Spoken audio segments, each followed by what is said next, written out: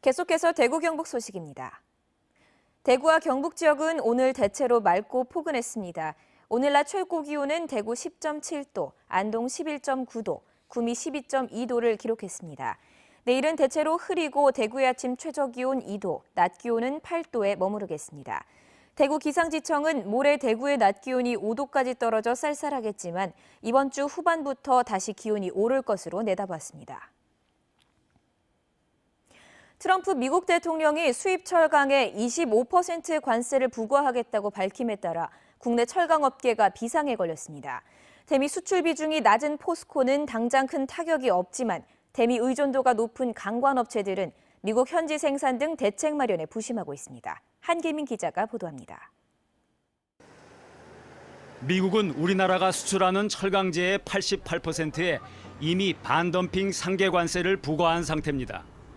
따라서 트럼프가 공언한 관세가 확정될 경우 여기에 25%가 추가로 부과됩니다. 포스코의 경우 내년과 열연 강판에 이미 60%의 관세를 내고 있어서 25%를 더하면 관세가 90% 안팎에 이르고 현대제철은 최종적으로 63%의 관세를 부담해야 합니다. 하지만 이들 업체들은 일찌감치 수출 시장을 다른 지역으로 다변화해 대미 수출 비중이 3% 미만입니다.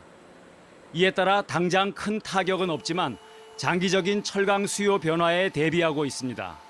미국 내 자동차, 가전 등 철강 수요 산업에도 적지 않은 영향을 줄 수 있으므로 이러한 점을 주 정부와 수요업체에 적극 전달해서 미국 법인에서 생산되는 제품에 대해서는 예외 규정을 적용받을 수 있도록 노력해 나갈 계획입니다.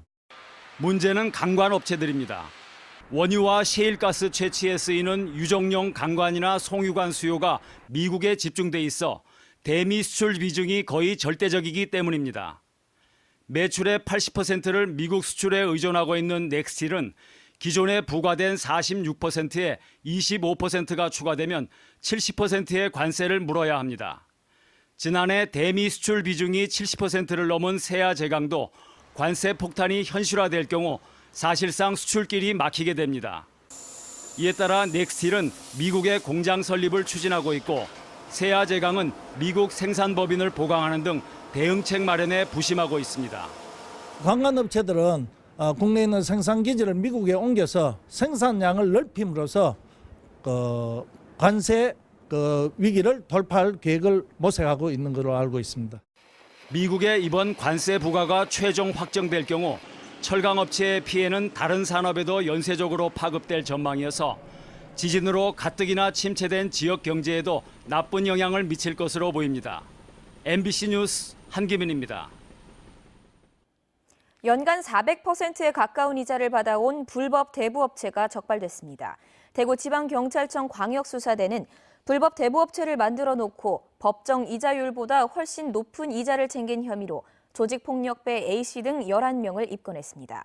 이들은 지난 2015년 10월부터 지난해 6월까지 대구와 포항, 창원, 울산에 사무실을 차려놓고 500여 명에게 38억 원을 빌려준 뒤 최고 연 378%의 이자율을 적용해 10억 원의 부당이득을 챙긴 혐의를 받고 있습니다.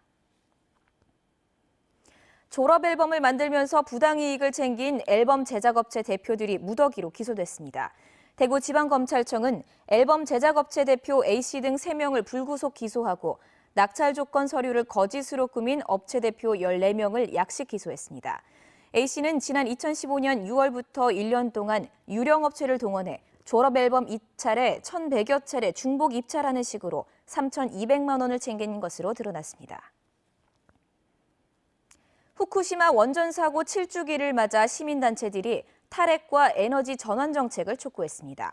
탈핵을 요구하는 연대 모임인 핵 없는 세상을 위한 대구 시민행동은 오늘 오전 대구백화점 앞 광장에서 기자회견을 열어 미래 세대를 위해서는 에너지 정책이 탈핵과 재생에너지 쪽으로 바뀌어야 한다고 주장했습니다. 이들은 원전이 있는 동해안 지역에서 지진이 일어나고 있고 핵 폐기물 저장 시설이 포화 상태에 이르고 있다는 사실도 지적했습니다. 일본산 수산물을 규제한 정부 조치도 WTO에서 패소하면서 음식물 안전에 비상이 걸렸다며 정부의 적극적인 대응을 촉구했습니다. 교육비 부담이 적은 개방형 사립유치원이 대구에 생깁니다. 대구시 교육청은 올해 사립유치원 한 곳을 정해 3년 동안 매년 4억 원의 예산을 지원하는 개방형 사립유치원으로 운영합니다. 개방형 사립유치원의 학부모들은 통학비를 제외한 수업료, 급식비, 교재비 등을 부담하지 않습니다. 교육부도 올해 대구에 10개 정도 유치원을 선정해 수업료, 급식비, 교재비 등을 지원하는 공영형 사립유치원으로 운영할 계획입니다.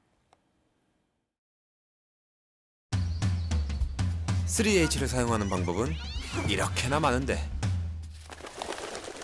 여기에 지압도 되고 온열도 된다니 놀랍지 않습니까?